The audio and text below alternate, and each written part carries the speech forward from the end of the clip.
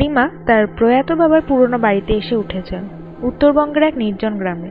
বাড়িটি বহু বছর ধরে ফাঁকা পড়েছিল। বিদ্যুৎ আসে যায়, মোবাইল ফোনে নেটওয়ার্কও প্রায় থাকে না।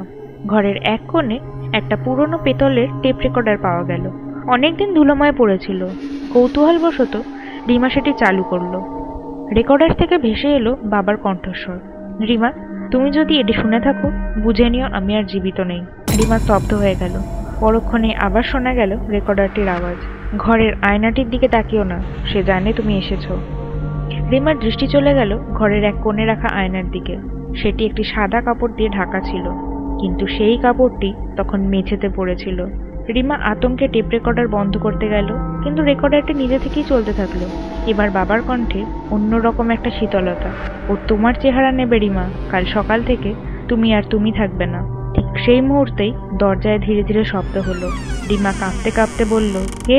বাইরে থেকে শোনা গেল তার বাবার গলা। রিমা, আমি। আয়নার দিকে তাকাও, দেখো তুমি আর আমি একই রকম।